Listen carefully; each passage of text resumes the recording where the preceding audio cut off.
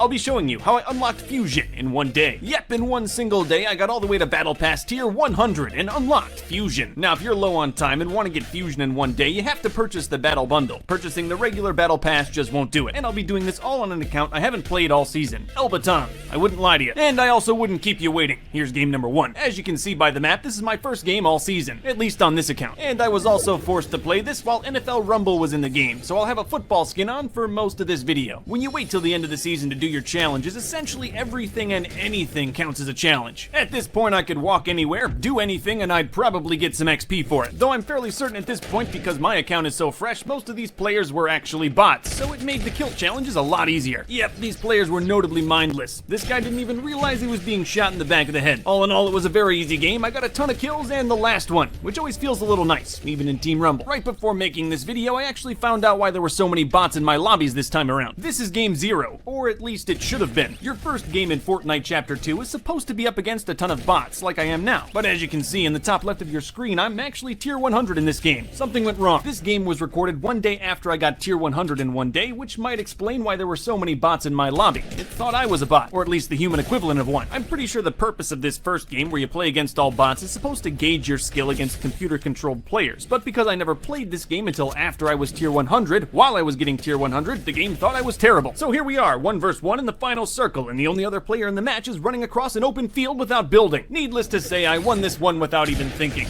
but it was kind of fun doing it. Sorry if that was a little confusing. Now we're back to game 2, doing some more challenges. But again, as I've stated, these guys were complete and total bots. This guy had no idea I was in the backseat shooting him. He just kept driving. I'm not complaining. It was very convenient. Many of my kills just weren't moving at all. I guess I haven't played any Team Rumble since they added bots into the game. Maybe this is just how it is now. We won pretty easily. You know, under normal circumstances, doing a boat time trial in the middle of 20 other angry players is probably not a good idea, but because they don't have brains, it went over pretty well. Oh, and even after a full season, I'm really still not a fan of the boats. Hopefully we get a better vehicle next season. Planes would be cool. That's all I'm saying. There's also a challenge for crouching behind an enemy within 10 meters, and that was pretty easy here. Oh, and we won the game. Big shocker. I will say I'm very thankful for Team Rumble this season. It's the only playlist in the game that still has glider redeploy, which made getting to all the different areas that you need to get to for the challenges pretty easy. I had to cover a lot of ground to get these challenges done as quickly as I did, and it wouldn't be possible if I tried to do it in solo mode. There's almost no mobility. Well, I guess you can swim now, and there are surprisingly a lot of swimming-based challenges. All in all, it took me a little bit longer to get all the challenges done this season, mostly because it's a totally new map that I didn't know like the back of my hand. I mean, I got it done in 5 hours, which is still a lot faster than Fortnite recommends, so at least I can have that. Also, game 4 is the first game I lost. Not that it matters. You know, I didn't know the map very well, but at least the guys I was going up against were absolute mouth breathers. One thing I really don't like about the new Fortnite challenges is they only give you 3 at a time now, instead of all 7 all at once. It's like every game I gotta drop in and see what challenges I'm allowed to complete this time. Hey, we won. I'm so happy.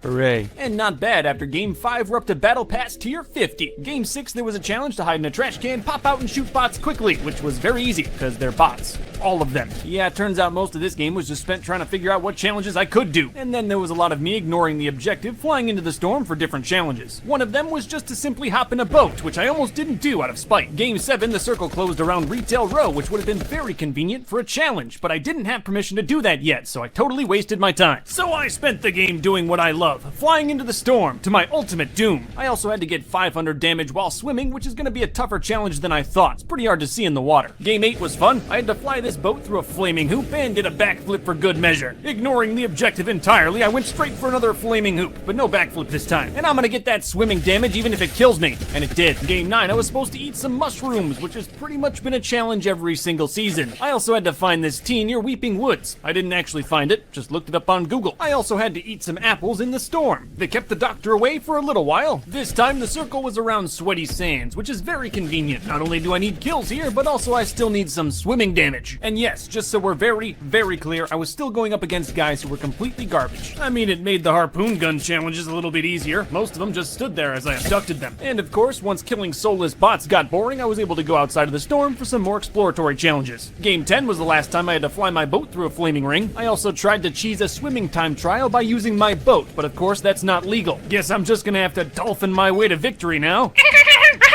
There's also a challenge to blow up gas stations. I had to use my SMG because there's no cigarettes in this game. Oh, and for some reason I had to get pistol damage on like 3 different occasions. Good thing I'm going up against the invalid. I also had to heal my teammates with the bandage bazooka, which just made me miss the minigun. Good thing these guys are bots. It made getting bludgeon damage in game 11 pretty easy. And there's quite a lot of healing to do. Good thing my teammates are mostly bots too, so they stay pretty injured. Past that, I was going for headshots, which is pretty easy when no one builds. I wasn't recording for game 12, so we're gonna go straight to game 13. Can we get an F in the chat for game 12? I also had to find this T all the way in Dirty Docks. And then I went on to do more challenges the efficient way. I opened about 5 different supply drops looking for a rocket launcher, and then once I got it, I used it on 2 innocent weaklings to complete a challenge. I got a lot done in this game, and was just checking my challenges when the game ended.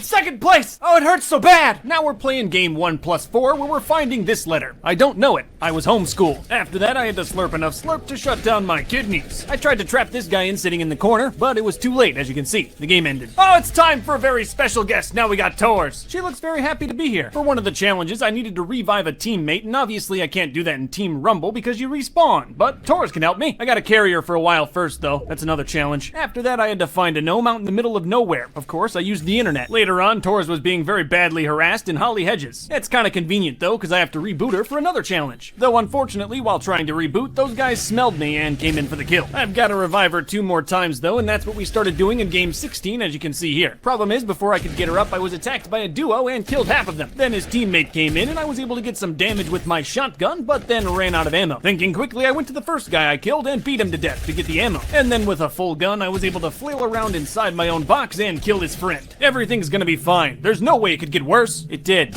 It got worse. Though we weren't dead yet, Tors was able to reboot me inside of the storm. And because I spawned with 100 health, she died first, and I was able to get the second part of my revive challenge. We spent our final moments together. It's how it should be. Just one more revive and then I'm done with this challenge. Tors, I appreciate it. Later I heard some commotion outside of this ego outpost, and that's good because I need a kill here. It just looked like a rabid default who killed a battle pass boy, but when he went to loot, I killed the default. The circle of life. Then his defaulty friend showed up, and I'm fairly certain he was a bot. He was just running out in the open field. I wasn't attacked again until I made it to Weeping Woods, where I killed one half of a duo before the other half killed me. And for the record, Tors agrees with me that the boats are terrible. However, game 18, I forgot to take it off duo fill, so I matched with some random guy. I dropped sweaty sands and didn't find a gun, but at least I got a challenge for jumping on some bouncy stuff. And then the guy that was shooting at me dropped down but didn't hit the bouncy stuff, so I was able to take my revenge. He didn't have much though, just a gray assault rifle. And I am playing in duo, so someone else was coming for me. And I hid in this trash can. Maybe if I had some materials health or a better gun, I could have killed this guy. He wasn't that great. But with virtually nothing to defend myself, I went down. It is sweaty sands. Yeah, with game 19, now we're at the point where we only have a couple weirdo challenges to mop up, like landing at food trucks. To tell you the truth, I learned a lot about the Fortnite Chapter 2 map while doing these challenges. It basically forces you to. This guy definitely made it to the supply drop first, but I'm making a YouTube video, so I take priority. He should have ran faster. I didn't even feel bad about stealing his gun. I didn't even really have to steal that gun though, because all I needed was rocket launcher kills, but unfortunately this one seems to be defective. I also had to assist my teammates in killing the enemy, which was as easy as shooting guys as they were dropping in and just waiting to collect my profits. I also needed a trap kill, which should be pretty easy against these bots. Unfortunately though, this one didn't count for the challenge for some reason. Looking back, I don't know what I would have done without Team Rumble this season. If I had to do this in solo, it would have probably taken me 40 games. But now it's game 20 and we're almost done. It's not the fastest I've ever done it, but for a new map, I'm pretty proud of myself. I had to go to Slurpy Swamps to find this R to spell a game that used to be good. I also had to deal damage to enemy structures, which was as easy as shooting the side of a barn. After that, I had to get a few more kills inside of different named locations, and good thing Weeping Woods was full of noobs. And that was pretty much it for this game. There's a couple more challenges I could have done, like getting an insane amount of AR damage, but I didn't get them in this one. Should only have to do one more, and then we'll be at tier 100. Alright, one last challenge. All I gotta do is get one kill inside of Retail Row. Could have done this forever ago, but Mom said no. But because my dad works at Epic Games, my first chest had a gold burst assault rifle. And luckily, there was a nice young Newberton who hadn't even dropped in yet. I shot him on the way down, and he pretty much gave up from there. And with that one kill, I skyrocketed past tier 99 all the way to tier 100, completing my challenge. Well, I guess there's nothing left to do but play this one out. Live or die, we're still champions. It was a fairly uneventful game. Nothing really happened. I just ran from the storm because this game has no mobility. Of course, once I got down to Salty Springs, things started to heat up. There was a little bit of bush fighting, but thanks to my purple tack shotgun, I handled it. While healing, someone obviously underestimated the bush, and I popped out and sprayed him for a ton of damage. Then finished him with my shotgun. Getting to safety without good mobility is always a little difficult. Wish I had gliders. And in the end, I played well, but ran out of materials and got blown up by a guy with a rocket launcher. But